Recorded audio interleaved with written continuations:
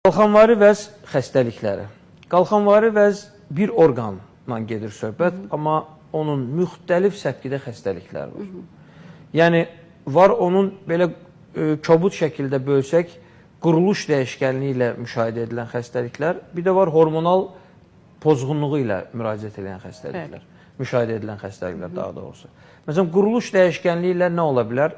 Düyün ola bilər, tək düyünlü ur ola bilər, çox düyünlü ur ola bilər və yaxud heç düyün yoxdur, diffuz böyümüş ola bilər və yaxud qarışıq ur ola bilər. Həm diffuz böyüyüb, eyni zamanda bu diffuz böyümə tərkibində müxtəlif ölçüdə, müxtəlif sayda düyünlər ola bilər. Məsələn, döş boşluğuna inkişaf edən qalxanvari vəzlər ola bilər. Qalxanvari vəzin xərçəngi ola bilər.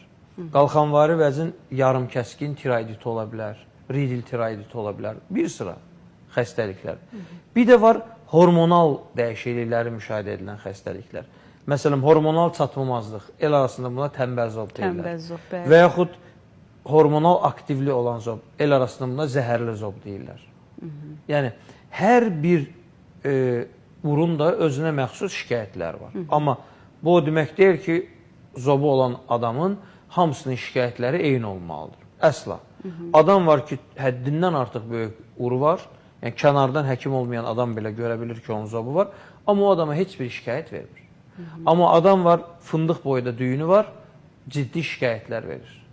Yəni, ona görə də hər bir xəstəyə yanaşım individual olmalıdır. Yəni, burada 2 vur 2, 4 deyil. Hər bir xəstəyə individual yanaşmaq lazımdır, onun diaqnozunu düzgün qoymaq lazımdır və ona individual yanaşaraq müalicə etmək lazımdır. İstər terapevtik, istər cərrahi. Demək ki,